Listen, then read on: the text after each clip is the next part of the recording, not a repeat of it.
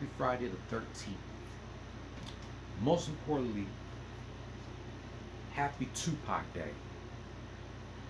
Almost 30 years later, his music is still relevant. This is your boy X-Man, 1991, coming to you back again with another anniversary rant. This week has been packed with a lot of big anniversaries. Sunday, we celebrated 30 years of New York Undercover. We celebrated 25 years of the Sega Dreamcast.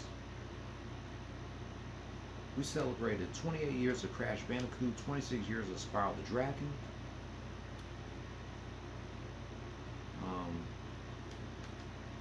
30 years of Party of Five, 20 years of Unfabulous, 20 years of Nasty Classified School Survival Guide. Now today we are celebrating 27 years of Disney's One Saturday Morning, 55 years of Scooby-Doo. Scooby-Doo, Where Are You? Remembering Tupac 28 years later. 21 years of The Romeo Show. And we're celebrating 30 years of this album.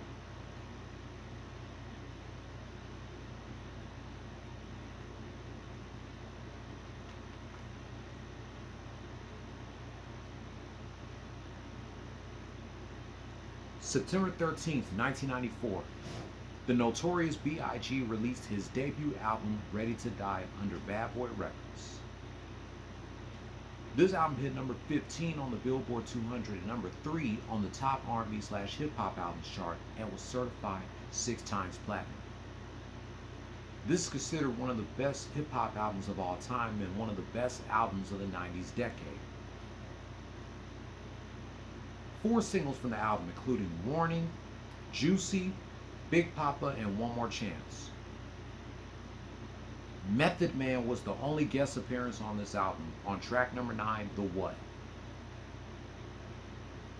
2 years ago, Rolling Stone named this album number 1 on their top 200 greatest hip-hop albums list.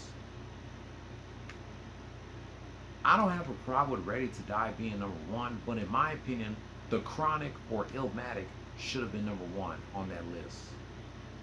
Like, Rolling Stone, how the hell are you going to put The Chronic at 40 and Illmatic at 24? It's been 2 years since Rolling Stone put out that hot-ass, garbage-ass top 200 greatest hip-hop albums list. I didn't have a problem with this album being number 1, but to me, The Chronic or Illmatic should have been number 1. Looking back on this 30 years later, I wish Biggie was still here celebrating 30 years of his own album. He was only 22 when he released this. 30 years later, he would have been 52. My dad still has his copy 30 years later. I bought this 5 years ago in honor of his 25th anniversary. And now it's 30. I was only 3 years old when this album came out. 3 years old, and my sister was 1. I know Mike Henry was 5 when this album came out. But yeah, I wish Biggie was still here celebrating 30 years of this classic masterpiece. And this album is on my list of my top 20 albums from the year 1994. I put this at number 2. Congrats to Biggie on 30 years of this album. Rest in peace. Still a banger 30 years later.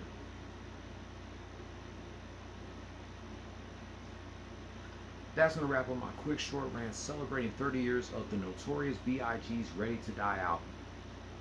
What are your thoughts about this album looking back on it 30 years later? Like, comment, share, subscribe, hit the notification bell for my next anniversary rant, and I'll be back in a minute for my Friday the 13th Attitude Era rant, reminiscing 25 years of a WWF Championship match between Stone Cold Steve Austin and Triple H from the September 13th, 1999 edition of Raw is War. Happy 30th anniversary to Ready to Die.